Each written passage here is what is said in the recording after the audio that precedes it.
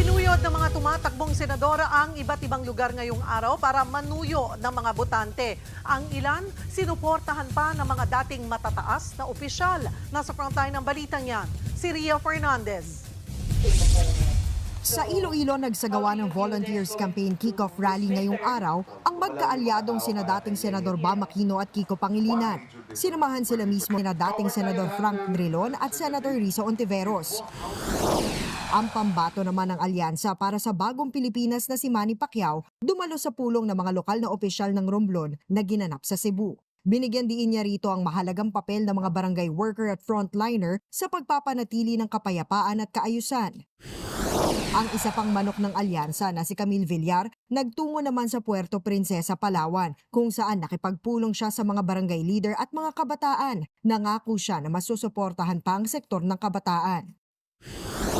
Si Senator Amy Marcos na isa pang pambato ng administrasyon pumunta naman sa Infanta, Quezon kung saan nakiisa siya sa selebrasyon ng Women's Month. Namigay rin siya ng tulong sa mga magsasaka at mangingisda roon.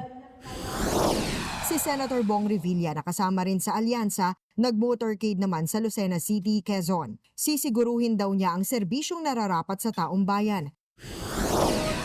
Habang si Senator Francis Tolentino na inendorso rin ng administrasyon, nag-motorcade sa Binyan, Laguna at Muntinlupa. Namigay siya ng pagkain sa mga nasunugan sa Binyan. Ang kanilang kaalyansa na si Benhur Abalos nangako naman na poprotektahan ang kapakanan ng mga OFW sakaling manalo. Magkasama namang nangampanya sina TV host Willie Revillame at Senator Bongo sa Pasay. Nag-motorcade sila at bumisita sa isang mall at palengke roon.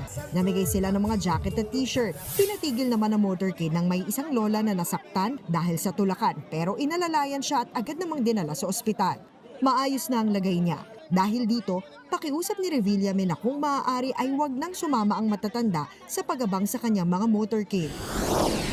Ang independent candidate na si Ariel Querubin nanuyo ng mga botante sa Imus, Cavite. Nakipagkita siya sa mga security guard na anyay mga tunay na bayani kaya handa raw siyang irepresenta ang mga ito sa Senado.